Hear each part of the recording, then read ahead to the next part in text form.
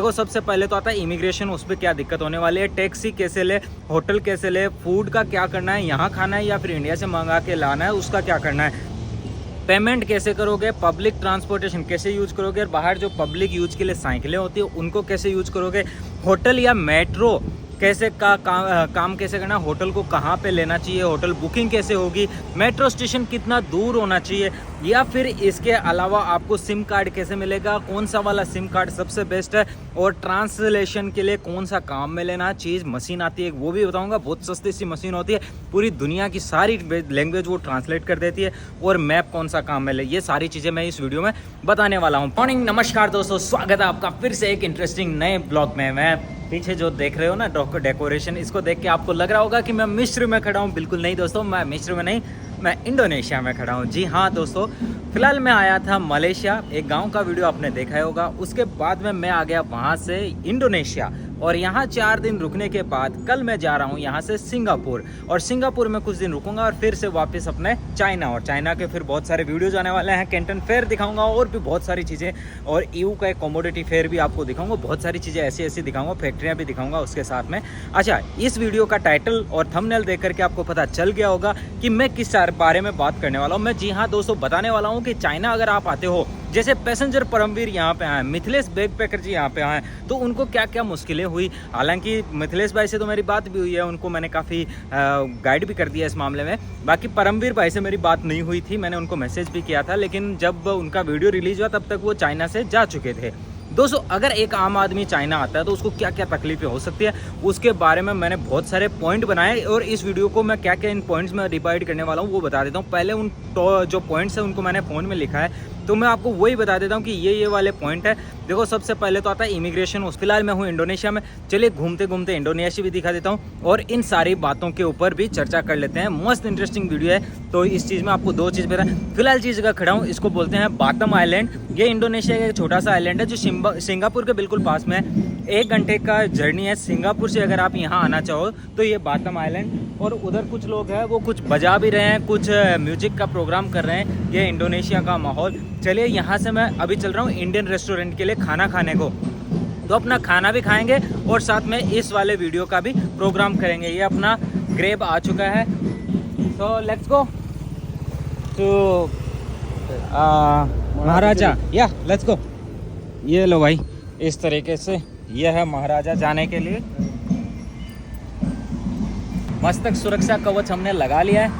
अब बारी है पूरा इंडोनेशिया का थोड़ा थोड़ा देखते हुए आगे जाने की। सबसे पहले जो इमिग्रेशन का ऑप्शन होता है दोस्तों, उसका यही कहना है कि इमिग्रेशन जब भी आओ अपना पैसा अपनी जेब में लेके आना। वो बहुत बार पूछते हैं कि आपके पास कितना पैसा जेब के अंदर है, तो वो भाई क्लियर रखना। अपने यूएस डॉलर भी लेके आना, साथ में चाइनीज़ मुद्रा भी आप कम से कम लेके आना। 1000 यूएस डॉलर तो जेब में होना ही चाहिए अगर आप किसी कंट्री घूमने जाते हो। इस तरीके के यहाँ पे ये पूरे सर्किल टाइप के भी बने हुए हैं, पूरा जैसे इंडियन जैसी वाइब्स आ रखी है। चारों तरफ आपको ऐसे बैनर है, पोस्टर है, ये देखो ऊपर की तरफ भी आपको दिखाई पड़ रहा है। पूरा काफ़ी ऐसा लग रहा है कि जैसे नेताजी आ रहे हैं, नेताजी जा रहे हैं, इस वाले को वोट देना, आज इनका जन्मदिन है।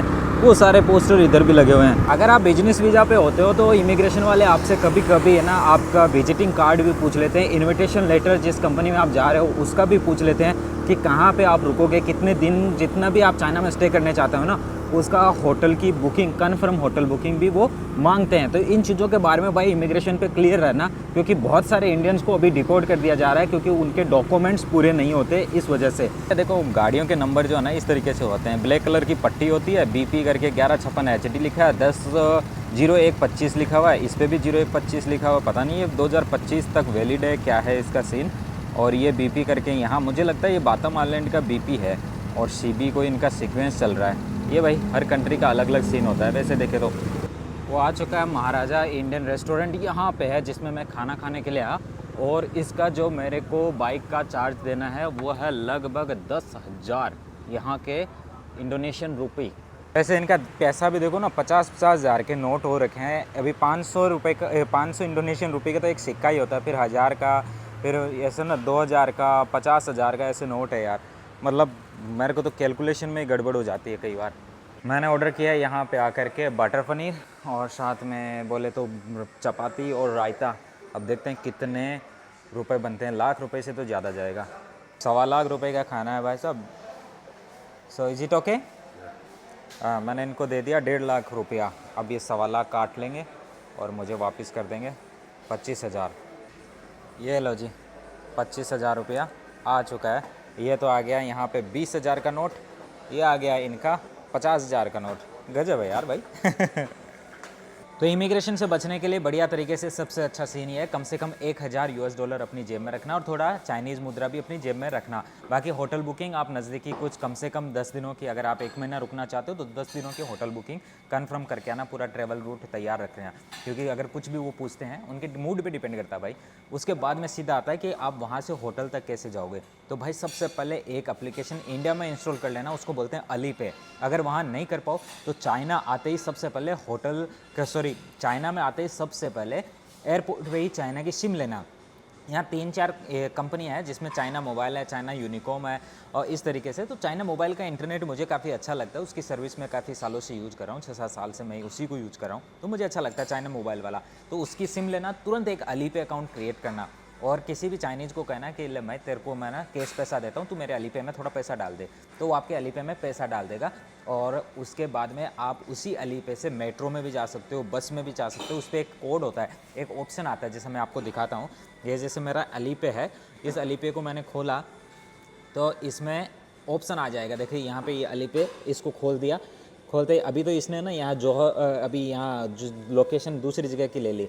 अगर मैं इसको यहाँ से वापस चाइना की लोकेशन करूँ, क्योंकि मैं इंडोनेशिया में बैठा हूँ ना, तो ये इंडोनेशिया की ले रहा। अभी मैं जैसे बीजिंग कर दिया, तो बीजिंग में करते यहाँ पे ट्रांसपोर्ट करके दिख रहा होगा ना, ये देखो ये ट्रांसपोर्ट वाला, इस पर जैसे ही दबाओगे तो ये खुल जाता है कि आपको यहाँ पे क्या लेना है, बस लेनी है, एक मेट्रो लेनी है, एक टैक्सी लेनी है। तो आप जिस भी कोड को स्कैन कराओगे उसी से आपका काम हो जाएगा। और उसके बाद में अगर आपको बदलना है तो आप इसको क्या करना, आप यहाँ आना और इसमें ना लोकेशन बदल देना। जैसे यहाँ पे बीजिंग लिखा है तो इस पर टिक करो। कोई भी शहर जो चाइना के अंदर के है, चाहे ग्वांगजो हो या शंजन हो, चोंगचिंग हो, कहीं भी आप जाना हो तो इसके अंदर आपको, जैसे मान लो ये चोंगचिंग जाना है तो इस चोंगचिंग पे टिक कर दो यहाँ से। और उसके बाद में ये चोंगचिंग का खुल गया। पेन कलेक्ट की मत करना, यहाँ पे कर देना ये ट्रांसपोर्ट वाले, तो यहाँ के चोंगचिंग के मेट्रो का खुल गया। मतलब पूरे चाइना में कहीं भी घूमो आपके फ़ोन से पैसा कट जाएगा, आपको तकलीफ नहीं होगी, चाहे बस में जाओ चाहे यहाँ पे जाओ। और एक आती है ट्रांसपोर्ट के अंदर कि आपको अगर बस यूज करनी है, सॉरी आपको अगर साइकिल यूज करनी है तो यहाँ से ये जो स्कैन वाला ऑप्शन आता है ना, इससे स्कैन करना और इसी में वो ऑप्शन खुल जाता है साइकिल को स्कैन करने का। और इसी से आप ऑनलाइन अपना खाना भी मंगा सकते हो, अली पे कर लो, मतलब सब कुछ हो गया आपका एक ही एप्लीकेशन से। इनके यहाँ सर्विस फास्ट है, बहुत जल्दी खाना आ जाता है। मैं 2-3 दिन से बस यहीं खाना खा रहा हूँ और ये यहाँ का एकमात्र इंडियन रेस्टोरेंट है। तो मैंने एक रास्ता तो आपको बता दिया कि आप मेट्रो से अपने होटल जा सकते हो। दूसरा होता है अगर आपको टैक्सी करनी है तो वहाँ लगी हुई टैक्सी को भी कर सकते हो। और अगर पूरे शहर में आपको कहीं भी घूमना है, खुद से अपनी टैक्सी करनी है, तो दोस्तों यहाँ पे DD ऐप होती है, जैसे ऊबर होती है ना इंडिया में, वैसे यहाँ पे DD करके ऐप होती है, DIDI लिखते हैं उसको। तो उसको आप बुक कर सकते हो, ऑनलाइन होती है, इंग्लिश में ऐप होती है, तो वो बहुत ही बढ़िया होती है आपके लिए। सबसे बेस्ट है DD, तो DD को यूज़ करो। वैसे मलेशिया इंडोनेशिया में बहुत सारे इंडियन हैं, तो अब देखो इस दुकान का नाम भी है ना, गणेशा ऑपरेशन है। तो ऐसे करके हर जगहों पे आपको इंडियन टच भी देखने को पूरा मिल रहा है। मैंने तो खाना खा लिया। अगर आपको चाइना के अंदर खाना खाना हो, मैं तो वैसे इंडोनेशिया में खाया, अगर आपको चाइना में खाना खाना हो, कैसे खाएंगे, इंडियन रेस्टोरेंट आप जा सकते हो। हर शहर में इंडियन रेस्टोरेंट बने हुए, बहुत प्यारे प्यारे इंडियन रेस्टोरेंट है। मोस्टली आप ग्वांगजो आते हो तो दोस्तों ग्वांगजो के अंदर रेस्टोरेंट मिलता है जिसको बोलते हैं शर्मा जी, जिसके अंदर सभी इंडियंस की पहली पसंद होती है शर्मा जी के रेस्टोरेंट में जाना। और यहाँ यार थोड़ा कीचड़ बना हुआ था तो थोड़ा साइड से निकल के आया, तो शर्मा जी वाले रेस्टोरेंट में जाना। हंसी आराम में शाम को 6 बजे से वहाँ पे खाना मिलता है, बूफे हो सिस्टम होता है।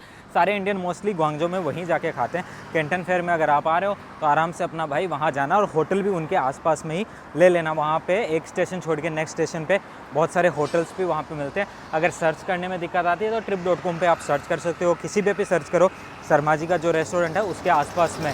और इसके अलावा आप किसी दूसरे शहर में जाते हो, EU में अगर आप जाते हो तो EU के अंदर की बहुत सारे इंडियन रेस्टोरेंट है, जो इंडियन स्ट्रीट है वहाँ पे, उसमें आप वतन रेस्टोरेंट जा सकते हो, लिटिल इंडिया जा सकते हो, ऐसे करके बहुत सारे इंडियन रेस्टोरेंट आपको वहाँ देखने को मिलेंगे। इसके अलावा अगर आप शंजन जाते हो तो शंजन में भी बहुत सारे इंडियन रेस्टोरेंट, मतलब ऑलमोस्ट चाइना के सभी बड़े बड़े शहरों में इंडियन रेस्टोरेंट है। अगर आप अपने साथ लेके आना चाहते हो खाना तो भाई अपने थेपला है, ढोकला है, ये सब साथ में ले आओ, जो गुजराती खाना बनता है। इसके अलावा आप दोस्तों भाई कई लोग ना जो लाल चटनी लेके आते हैं तो उससे थोड़ा सा बच के रहना। कई बार ज़्यादा अमाउंट में लाल चटनी मत लाना, क्योंकि उससे जब आपका एयरपोर्ट पे बैग स्कैन होता है ना तो वो लाल चटनी थोड़ा अलग से दिखती है, तो उसको फिर एक बार चेकिंग के लिए खोल लेते हैं लोग। फिर कहते खा के दिखाओ, चटनी खाओगे तो फिर आप हो जाओगे ना टनाटन मस्त एकदम। तो इसलिए कहा कि चटनी का अगर लेके आते हो तो थोड़ा सा संभल के उतनी लाना जितनी खाने लायक हो। अभी ट्रैफिक भी ज़्यादा है, इधर पैदल चलने की भी जगह नहीं है। ये देखो थोड़ा सिस्टम दिखाता हूँ, इस तरीके का है इधर सामने की तरफ। देखो हैप्पी कोर्स सेंटर चाइनीज़ तो इधर भी सिखा रहे हैं। ये पूरा इधर बच्चों को चाइनीज़ सिखाने की है। इंडोनेशिया में भी भाई चाइनीज़ तो बहुत ज़्यादा चलते हैं, मलेशिया में तो सेकंड लैंग्वेज ही है चाइनीज़, ऐसा लगता है। इंडोनेशिया में ऐसे सड़कों पे पंचर की दुकानें भी देखने को मिल रही है। और सामने जो दिखाई पड़ रहा है दोस्तों, ये है इस तरीके का। पहले इंडिया में भी ऐसे ही डेकोरेशन हुआ करती थी, आजकल ये हट गई है, इंडिया में अब बदल गया है, थोड़ा मॉडर्न हो गया है। यहाँ आज भी ऐसी वाली डेकोरेशन देखने को मिल रही है। यह देखो बस स्टॉप ऊपर की तरफ ऐसे टिन सेट टाइप का डाला हुआ है, जो नीचे की तरफ ऐसे 3 प्रकार के अलग अलग कचरा पात्र लगे हुए हैं और 2 बड़े बड़े पाइप टाइप के यहाँ पे लगे हैं। इनके ऊपर लोग बैठ भी सकते हैं। और इसके ऊपर भी इधर लोगों ने बहुत सारे एडवर्टाइजमेंट के पर्चे चिपका रखे हैं, बिल्कुल इंडियन फीलिंग दे रही है यहाँ पे। और इधर से बस के आके रुकने की जगह तो इंग्लिश में लिखा है बस स्टॉप, और ये कुछ ऐसा दिखाई पड़ रहा है पीछे से देखने पे। ये लो भाई बस आ गई है यहाँ की। 5000 यहाँ पे आपको इंडोनेशियन रुपी देने पड़ते हैं अगर आपको इसमें ट्रेवल करना है तो। बस काफ़ी अंदर से सुंदर दिखाई पड़ रही है, काफ़ी अच्छी भी है और ऐसे पूरी एयर कंडीशनड बस है, काफ़ी अच्छा है भाई ये सीन भी। अब एक सवाल और आता है कि मैप कैसे यूज करें, नेविगेशन कैसे यूज करें, कहाँ जाना है। तो मैं बस कहूँगा कि अगर आपके पास एप्पल का फ़ोन है तो सबसे बेस्ट है। अगर आईफोन है तो भाई आप चाइना में कहीं भी नहीं अटकने वाले, आराम से चाइना में कहीं भी आप जा सकते हो, आ सकते हो, क्योंकि एप्पल मैप चाइना में बहुत एक्यूरेसी से काम करता है। और बाकी गूगल मैप तो यहाँ दोस्तों काम करेगा नहीं। अगर आपको इंडियन रेस्टोरेंट की सर्च करनी है कहाँ है तो आप गूगल पे सर्च कर सकते हो, बहुत ही बढ़िया मिलेगा। एक ट्रिप एडवाइजर है, उसमें भी आपको अच्छी जानकारी मिल जाती है और trip.com पे भी आपको अच्छी मिल जाती है। अगर आप चाइना में घूमना चाहते हो ना दोस्तों, तो मैं आपको बताऊंगा कि आप किसी भी शहर जाओ, होटल के रिसेप्शन वाले को बोल दो भाई यहाँ पे कोई टूर ट्रिप वाला है क्या जो ग्रुप जा रहा है, तो वो ग्रुप को अंदर ज्वाइन कर लो, तो वो आपको एक ही दिन में पूरा शहर घुमा देंगे। आपको कोई टेंशन नहीं लेनी, सब कुछ वो अपने आप से अरेंजमेंट करेंगे। तो वो काफ़ी मुझे अच्छा लगता है और मैंने भी उसको पर्सनली कई बार यूज भी किया कई ग्रुप में। जैसे इनर मंगोलिया का मैंने दिखाया था, डेजर्ट वगैरह, क्योंकि वहाँ अगर मैं पर्सनली जाता तो मेरा खर्चा नॉर्मली किसी ग्रुप में जाने के अलावा ज़्यादा होता। तो मैं सोचा क्यों ग्रुप में जाऊँ, ग्रुप में ही जाना मेरे को फ़ायदेमंद रहता है। पर्सनली में बहुत महंगा था, तो ऐसे आप भी इंजॉय कर सकते हो ग्रुप में ट्रैवल करके। कईयों का सवाल है कि बिजनेस पर्पज़ के लिए हमें कहाँ कहाँ ट्रैवल करना चाहिए, तो आपको ग्वांगझो, शंजन और ईवू, ये 3 शहर सबसे ज़्यादा ट्रैवल करने चाहिए, ताकि आपको वहाँ बड़े बड़े जो मार्केट, इंटरनेशनल मार्केट, दुनिया का बहुत सारा सामान वहीं से डील होके निकलता है।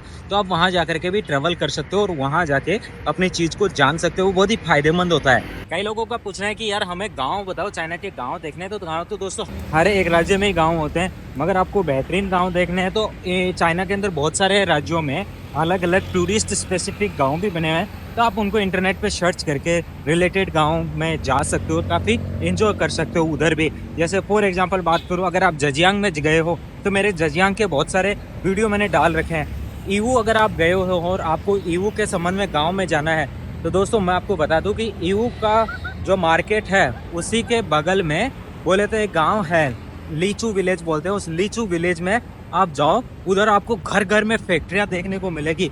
भाई आप गांव के अंदर एक्सपेक्ट नहीं कर सकते इतनी फैक्ट्रियां वहाँ पे है, बहुत ही यार गजब। मैं जब वहाँ गया, साइकिल बाबा को लेके गया था पिछली बार, तो भाई मज़ा आया। साइकिल बाबा भी देख के खुश हो गए, बोले यार अभी तक तो सुना ही था कि गाँव चाइना के अंदर घर घर में फैक्ट्रियाँ होती है, आज देख भी लिया कि चाइना के गाँव में कैसे घर घर में फैक्ट्रियाँ इन्होंने बना रखी है। तो वो भी बड़े खुश हुए थे उस दिन। आप सोचते हो कि हमें पेमेंट करना हो किसी को तो हमें कैसा पेमेंट करना चाहिए। आपके पास में अगर कैश पेमेंट होना, एटीएम से पैसा निकाल लो, 12.20 के करीबन रेट पड़ेगी, और उसके बाद में आप उस पैसे को किसी चाइनीज़ को दे करके बोल सकते हो कि मेरे अलीपे के अंदर ये पैसा ट्रांसफ़र कर दो, तो वो आपको उधर दे देगा। तो उससे आप ऑनलाइन पेमेंट ट्रांसफ़र कर सकते हो हर जगह। चाइना में ना फेस से भी पैसा कटता है, पाम से भी पैसा कटता है, हथेली ऐसे रखोगे ना तो उससे भी आपका पैसा कट जाएगा। उसके अलावा आप QR कोड को भी स्कैन करवा के पैसा कटवा सकते हो, कार्ड से भी पैसा टच करके कटवा सकते हो। तो बहुत सारे मल्टीपल वे हैं पैसा कटवाने का, और आपको हर जगह दोनों चीज़ मिलेगी, ऑफलाइन पेमेंट का और ऑनलाइन पेमेंट का ऑप्शन। तो कोई टेंशन लेने की ज़रूरत है नहीं भाई, हर जगह एक्सेप्टेबल है। वैसे आपके दिमाग में ये क्वेश्चन तो आया होगा कि मैं इंडोनेशिया क्या करने आ गया, मैं तो मलेशिया था ना। तो मैं मलेशिया से यहाँ इसलिए आ गया क्योंकि यार जब आप किसी बड़ी कंट्री जाना चाहते हो तो एक ट्रैवल हिस्ट्री बनानी होती है। तो मैं जैसे मलेशिया आया, पिछला वीडियो मैंने आपको दिखाया था, मेरे दोस्त है उन्होंने मेरे को सिंगापुर का वीज़ा दे दिया। मेरे को तो 10-12 घंटे में मिल गया था और कुछ डॉक्यूमेंट भी नहीं लगे। तो वो होने के बाद में मैं सिंगापुर जा रहा था, रास्ते में उसके बगल में ही है 1 घंटे की दूरी पे एक आइलैंड है, इसको बोलते बातम आइलैंड। तो मैं इधर भी फेरी लेकर के आ गया, लेकिन यहाँ आने का जो खर्चा है वो तो कुछ ज़्यादा ही पड़ा। लेकिन लगभग इसकी टिकट थी इंडिया के 4000 रुपये की टिकट पड़ी वहाँ से यहाँ आने की। इतने में तो मैं फ़्लाइट में ही आ जाता यार। मैं फेरी से आया, मैं सोचा 10-15 रिंगेट की होगी, लेकिन बड़ी महंगी पड़ी गई। 119 रिंगेट की आई, जो मलेशियन रुपीज़ होता है। तो मलेशियन रुपीज़ में देखे तो भाई काफ़ी पैसा पड़ गया वैसे देखे तो। और फिर यहाँ आकर के कुछ है भी नहीं यहाँ घूमने को, बस मैं तो एक ट्रैवल हिस्ट्री क्रिएट करने के लिए आ गया, ताकि कल को आपको अमेरिका, यूरोप वगैरह घुमाने लेके जाऊँ कभी, और उनकी बड़ी ऐसी इंटरेस्टिंग गाँव की चीज़ें दिखाऊँ, ऐसी जो कभी कैमरे में आई नहीं वो चीज़ें दिखाऊँ। तो ऐसे एक इंटरेस्टिंग चीज़ों के साथ, क्योंकि चाइना तो हमने लगभग अभी 70% घूम लिया है, 30% और है वो घूम करके फिर आपको अमेरिका जैसे शहरों में, अमेरिका जैसे देश में लेके जाऊंगा और यूरोप, इटली इनमें दिखाऊंगा डिटेल से कि उनका जो डीप रूट है उधर कैसा है, चोरी चपाटी भी कैसी है, या बदमाशियाँ कैसी होती है, या फिर और की खेती बाड़ी का तकनीक क्या है, वो सारी चीज़ें। इजराइल भी जाने का मेरा विचार है, तो जल्दी वहाँ भी लेके जाऊँगा। दोस्तों बहुत सारे लोगों का पूछना होता है सिम कार्ड कौन सा ले, तो सिम कार्ड के लिए भाई यहाँ पे 3-4 कंपनियाँ हैं, सभी अच्छी हैं। चाहे आप चाइना मोबाइल का ले सकते हो, चाइना यूनिकॉम का ले सकते हो। तो मेरा जो है वो है चाइना मोबाइल का, और उसी को मैं यूज़ कर रहा हूँ। इसमें इंटरनेशनल रोमिंग भी फ्री होती है, तो भाई मेरे लिए तो ये बेहतर है। मैं पिछले 6-7 सालों से जितना भी यूज़ कर रहा हूँ, इसी चीज़ को यूज़ कर रहा हूँ, चाइना मोबाइल को। बाकी आप लोग पूछते हो चाइनीज़ कैसे सीखें, तो भाई चाइनीज़ सीखने के लिए आपको चाइना में रहना पड़ेगा, या फिर इंडिया में अभी आप कोर्स ज्वाइन कर सकते हो। मैंने जो चाइनीज़ सीखी वो सीखी मैंने बस यूट्यूब से, यूट्यूब पे वीडियो देखता गया, रोज़ थोड़ा थोड़ा सीखता गया, और एक दिन मेरे को चाइनीज़ में काफ़ी अच्छा परफेक्शन हो गया। तो मैं अभी चाइना में रहता हूँ, तो मेरे को काफ़ी फ़ायदा होता है, आराम से मैं लोगों से बातें कर लेता हूँ। ये देखो मेरे पीछे मेरा वाला होटल भी आ गया है, होटल 01 करके लिखा हुआ है, जिसमें मैं यहाँ पे बातम आइलैंड में रुका हुआ हूँ। ये फेरी वाला जो स्टेशन है ना, उसके बिल्कुल पास में ही है। और इसका जो स्ट्रक्चर है ना भाई साहब, ऐसा लगता है जैसे मैंने शुरू में वीडियो की शुरुआत में दिखाया था ना आपको, पूरा ऐसा लगता है जैसे कि भाई साहब मिस्र के पिरामिड के अंदर कोई बनी हुई होटल है, और अभी मैं तो मम्मी बन गया हूँ यहाँ का। तो इस तरीके से पूरा फीलिंग आती है इसके अंदर। वैसे स्विमिंग पूल भी है, रात को शाम को आराम से स्विमिंग करो तो भी अच्छा लगता है, लेकिन स्विमिंग पूल में पानी जो है उतना साफ़ नहीं है। कल मैंने स्विमिंग किया था, मज़ा नहीं आया। तो दोस्तों अगर आप आओ तो यहाँ रुक सकते हो, काफ़ी अच्छा है। इसका ज़्यादा किराया नहीं, 1500 रुपये पर डे दिन का किराया यहाँ का पड़ रहा है। और मैं तो बस ऐसे आया ट्रैवल हिस्ट्री बनाने के लिए। जैसे मान लो पैसेंजर परमवीर आए हैं, नोमेडिक शुभम है, या नोमेडिक इंडियन है, या फिर नोमेडिक टूर है, जितने भी लोग जो ट्रैवल करके आपको दिखाते हैं, वो दिखाते हैं कि हाँ भाई इसका ये शहर कैसा है, वो कैसा है। मैं दिखाता हूँ हमेशा रियल लाइफस्टाइल, जो गाँव की कैसी है, इनके मतलब इनकी डीप अंदर की चीज़ें जो मोस्टली लोगों को नहीं पता हो पाती। तो कुछ ना कुछ यूनिक दिखाने का प्रयास करता हूँ। चाइना के बारे में नेक्स्ट बताता हूँ। अगर आप चाइना को माल बेचना चाहते हो तो भाई कैसे बेचें। अगले महीने एक एक्सपो हो रहा है नवंबर में, उसको बोलते हैं चाइना इंटरनेशनल इम्पोर्ट एक्सपो। उसके अंदर चाइना को जिसको भी माल बेचना है वो जा कर के वहाँ पे माल बेच सकता है। भाई बहुत ही बेहतरीन एक्सपो होता है। मैंने उसके ऊपर पहले से 2 वीडियो बना के डाल रखे हैं पिछले साल के, आप जा कर के उसको भी चेकआउट करके देख सकते हो। अगर नहीं करना है तो मैं फिर से अगले महीने जाऊँगा वहाँ पे और उस एक्सपो को दिखाने वाला हूँ। तो दोस्तों फिर से आप मेरे साथ बने रहेगा और उस एक्सपो को बढ़िया से देखिएगा, काफ़ी मज़ा आएगा आपको उस चीज़ में। चाइना को माल बेचो भाई, आपके पास जो कुछ भी है, अफ्रीका से भी लोग यहाँ आकर के भाई नीम की दातुन तक बेच देते हैं, और इंडिया वाले कुछ भी यहाँ बेच नहीं पा रहे हैं, बस यहाँ से ख़रीदार बने हुए हैं। पाकिस्तान वाले आकर के यहाँ पे अपने कारपेट्स बेचते हैं, नेपाल से आकर के यहाँ मालाएँ बेचते हैं, कारपेट्स बेचते हैं, और भी बहुत सारी चीज़ें बेचते हैं। और जो कटोरी होते हैं, जो कांसी के बजाने वाले टम वाले, वो भी बेचते हैं। इंडिया वालों के पास कुछ है ही नहीं जो बेचने को यहाँ चाइना आए। मतलब ऐसा लगता है कि आज मैं इतने एक्सपो में गया, कोई भी मुझे वहाँ पे इंडियन स्टॉल देखने को नहीं मिलती। हाँ, जो CII एक्सपो है उसके अंदर दोस्तों आपको बहुत सारी चीज़ देखने को मिलेगी, जिसमें आप वहाँ पे इंडिया की ज्वेलरी को देख सकते हो, साथ में इंडिया के जो हीरे हैं वो देख सकते हो, और भी बहुत सारी जो यूनिक चीज़ें, इवन आयुर्वेदिक कुछ चीज़ें आती है। लेकिन उसके अलावा कोई एक्सपो ऐसा नहीं देखा मैंने जिसमें कुछ इंडिया वाले कुछ बेच रहे हो। तो कोशिश ये रहेगी, बहुत सारे चाइना में एक्सपो होते हैं, उसमें आकर के अपना सामान बेचो यार दोस्तों। मेरे पुराने वीडियोज़ देख लो, अगर आपको उसका नॉलेज नहीं हो एक्सपो का, मैंने हर साल में लगने वाले बहुत सारे एक्सपो आपको दिखाए हैं। जैसे पैसेंजर परमवीर यहाँ पे आए तो उनको बड़ी तकलीफ़ हुई कि भाई चाइनीज़ से कैसे बात करें, इंग्लिश चाइना के लोगों को आती नहीं है और चाइनीज़ हम लोगों को आती नहीं है, तो क्या करें?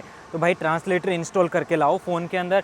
अगर आप एप्पल का फ़ोन यूज़ करते हो तो एप्पल का वो इनबिल्ट ट्रांसलेटर आता है, उसको यूज़ कर सकते हो। इसके अलावा आप डियर ट्रांसलेटर करके एक एप्लीकेशन आती है, उसको इंस्टॉल कर लो, उससे भी आपका काम हो जाएगा। डियर ट्रांसलेटर एक तोता छपा हुआ आता है, पैरोट, तो उसका लोगो है उसके ऊपर, उससे भी आप यूज़ कर सकते हो। इसके अलावा आप गूगल ट्रांसलेटर है, उसके अंदर अपनी लैंग्वेज को डाउनलोड करके लाना, तो उससे भी आपको काफ़ी फ़ायदा हो जाएगा। अभी मुझे रोड क्रॉस करनी है और इधर से काफ़ी ट्रैफिक आ रहा है, थोड़ा सा आगे चल लेता हूँ, उतने में आपसे बात भी होती रहेगी। दोस्तों, आप प्रोफेशनल ट्रैवलर हो चाइना के लिए, तो भाई आप एक चाइना में मशीन मिलती है ट्रांसलेशन की, किसी भी इलेक्ट्रॉनिक मार्केट में जाओ वहाँ आपको मिल जाएगी। इसके अलावा आप अगर मार्केट में न जाके ऑनलाइन खरीदना चाहो तो वो भी मिल जाएगी। उसमें 60 वर्ड की लैंग्वेज बिना किसी मोबाइल सिम कार्ड या बिना किसी वाईफाई नेटवर्क के वो ट्रांसलेशन का काम करता है। हर होटल में वो रखता है। इंडिया के लगभग 3000 रुपये के अंदर वो मशीन शुरू हो जाती है। फिर आपको जितनी महंगी लेनी है आप वो मशीन ले सकते हो। तो भाई ये सारा ट्रांसलेशन का सिस्टम हो जाएगा। जैसे पैसेंजर परमवीर को दिक्कत आई, मिथिलेश भाई अभी आए हैं, उनसे तो मेरी बात हुई, मिथिलेश बैकपैकर को आप जानते होंगे, तो उनसे मेरी बात हुई, अभी मिलेंगे मेरे को 19 तारीख को ग्वांगझो में, मैं उनसे मिलने वाला हूँ। अगर आप सोचते हो कि मैं अगली मेरी प्लानिंग बता दूँ तो दोस्तों, मैं अभी यहाँ इंडोनेशिया में हूँ, यहाँ से सिंगापुर जाऊँगा। सिंगापुर की बहुत सारी बढ़िया सीरीज़ बनाऊँगा। इधर देखो साइड में भाई साहब है, ये घास की कटिंग कर रहे हैं, तो थोड़ी सी इनकी भी आवाज़ आपको सुनाई दे रही होगी, मधुर मधुर आवाज़ इस मशीन की। तो अभी रोड क्रॉस करने का वैसे तो सही टाइम आ गया, काफ़ी इधर वैसे ट्रैफिक तो आ रहा है धीरे धीरे, लेकिन फिर भी ये मोटरसाइकिल निकलते हम क्रॉस कर सकते, काफ़ी अच्छा अपने पास मौका मिल गया है। क्योंकि यहाँ यार जेब्रा क्रॉसिंग तो है ही नहीं, है तो बहुत कम है, इस वजह से आपको सड़क को देख करके ही भाई पार करना पड़ता है, भागो भागो भागो भागो। तो सिंगापुर जाकर के बहुत ही इंटरेस्टिंग चीज़ें आपको दिखाने वाला हूँ सिंगापुर की, और बताने वाला हूँ कि सिंगापुर आप आके कैसे रह सकते हो। कि बहुत सारे लोग बोलते हैं इंडिया में रोज़गार नहीं है, चाइना में हमें जॉब लगवा दो। मैं चाहता हूँ आपका जॉब सिंगापुर में लगे, तो आपकी लाइफ स्टैंडर्ड भी बहुत ऊंचा रहे। सिंगापुर भाई बहुत ऊंची चीज़ है और इंग्लिश में आपका काम हो जाएगा। तो सिंगापुर के बारे में मैं बहुत ही बढ़िया सीरीज़ निकालूंगा। आपसे अनुरोध रहेगा भाई दोस्तों, पूरी सीरीज़ देखना, हर तरीके के वीडियो मैं आपको दिखाऊंगा। सिंगापुर के गाँव भी दिखाऊंगा, सिंगापुर में इंडियन की बस्ती भी दिखाऊंगा, सिंगापुर में आप जॉब करना चाहो तो कैसे आ सकते हो वो भी बताऊँगा, और कितना पैसा मिलेगा और कितना खर्चा होगा वो सारी चीज़ें डिटेल बाय डिटेल बताऊँगा, इंडियन लोगों से मिल करके अपनी भाषा के अंदर।